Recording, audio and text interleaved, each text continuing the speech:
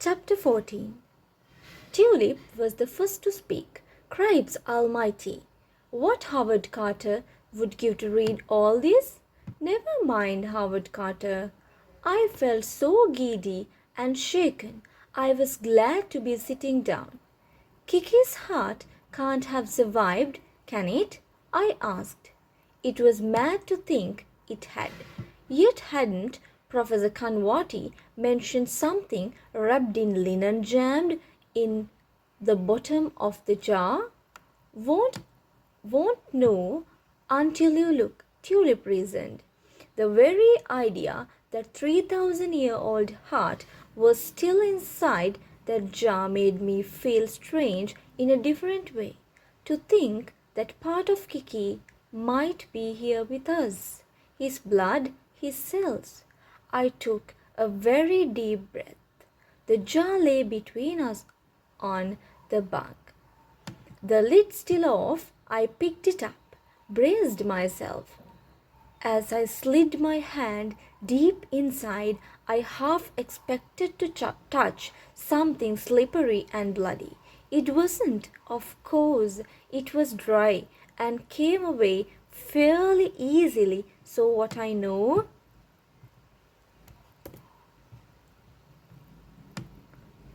had in my hand was a piece of linen neatly folded like a handkerchief. Open it, Tulip urged. I hesitated. The fabric looked frail.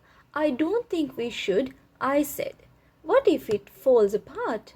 Oz was sitting closer than usual. I'd really like to see it, Lil. Truth was, so would I. I'll do it slowly then. And if it looks like it's going to crumble or tear, I'll stop, all right? The other nodded. Ever so gently, I folded a corner, then another amazingly with care. The fabric stayed in one piece as it came off layer by tissue thin layer. I began to feel something solid underneath, much as I disappeared to see what. I was wary too. It felt wrong and wonderful to be poring over a dead person's heart. And all the time, that familiar prickly, chilly sensation crept down my backbone. Careful, Tulip whispered at my shoulder as I peeled back the final layer. My breath stopped.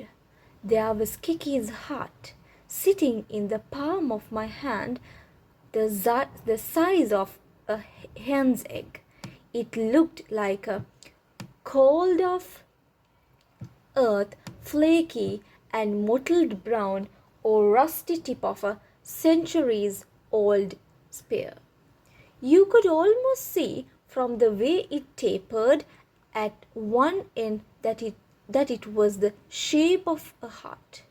It was incredible. Wow, Tulip breathed. That's got to be the most astonishing thing I've ever seen. Oz shuffled even closer. I wonder, Lil, could I just... He put his hand out to take the heart. No, Oz, Tulip said. It's not respectful to pass it around. Let Lil put him back now. We've all had a look. Gently rewrapping the heart one fragile layer at a time, I returned it to the jar and replaced the lid. Tulip, I realized, had just called the package BIM. This was what it had become. Kiki was someone we felt we almost knew, which brought me back to Grandad.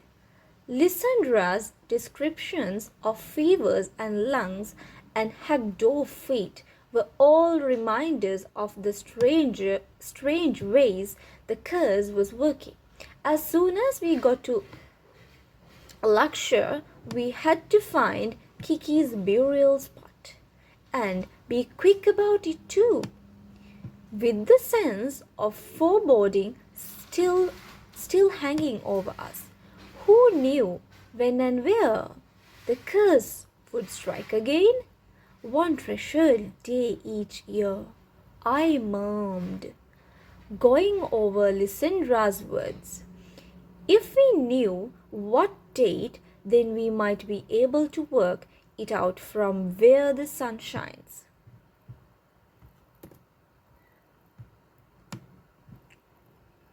Tulip shook her head.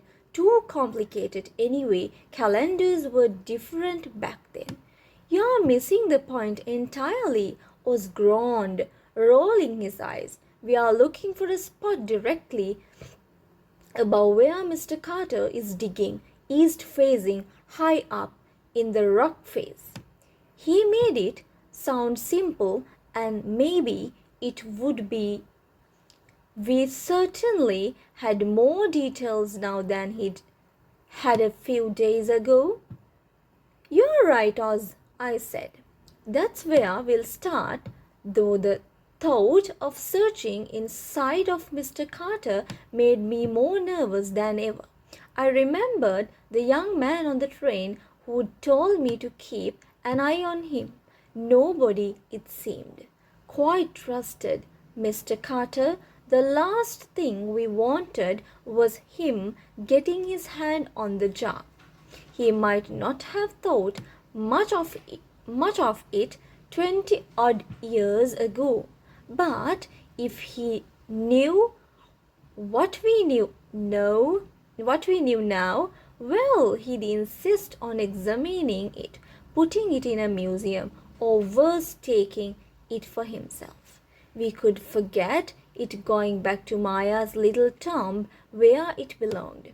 Tulip tugged her bottom lip, staring thoughtfully at the jar.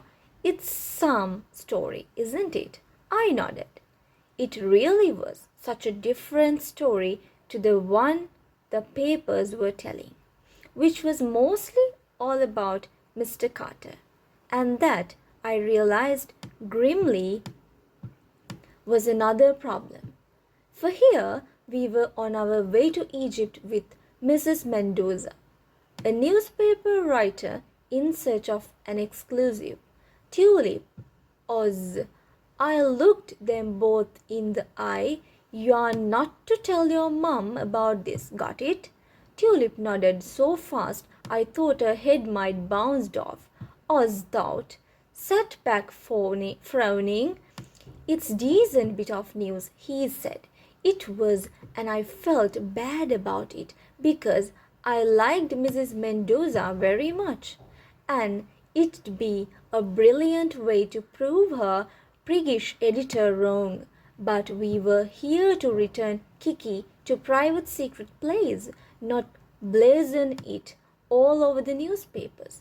In order to break the curse, we have to return the jar. I remembered Oz. Don't think of it as Tutankhamun's heart.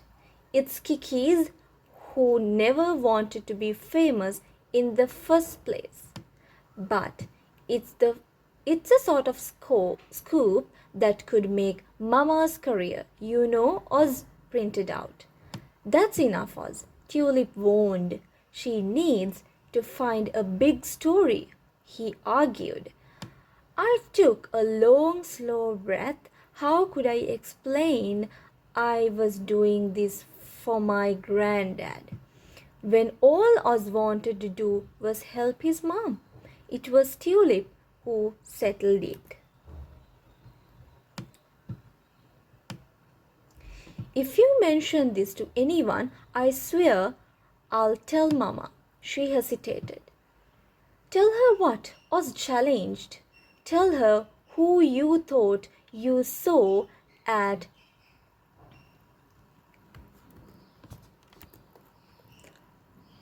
Athens station, Tulip bluttered out.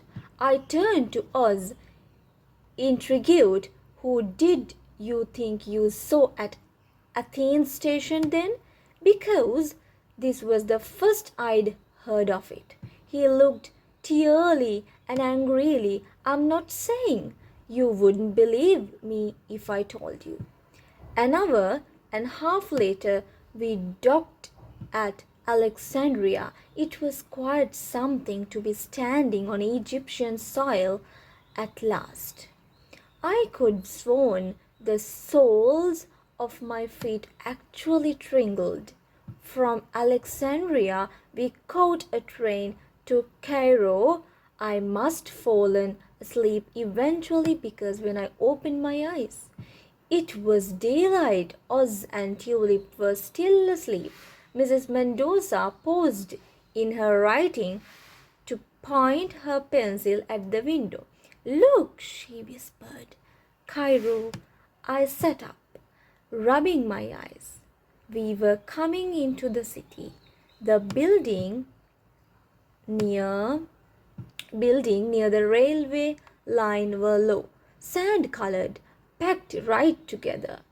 Between them were archways leading to little courtyards, alleys, roads, all busy with people going about their lives. I saw men in white robes, veiled women carrying pots on their heads, and rising above it all every now and then I'd spot the dome or minarets of a mosque. Thought it was still early morning. The light had a soft, peachy glow to it. This I soon realized was mostly dust stirred by carts, donkeys, motor cars, and people walking. It was like the sort of haze you get at the start of every hot summer's day. I'd never seen anywhere so unlike the grey, wet London I'd left behind. The city was strange and beautiful, everything I'd imagined it might be, and more. Through the little open vent at the top of the window, I could smell Carroll, warm, dusty, animal dung, old apples. I imagined Grandad all those years ago taking this same journey. He'd have been sitting here just like me, not wanting to miss a second of it. Before long, the train began to slow. Tulip yawned. Oz kicked out his legs and promptly woke up. Where's here? He cried, squinting at the window. Approaching Carrier station. Yes, Mrs. Mendoza informed him.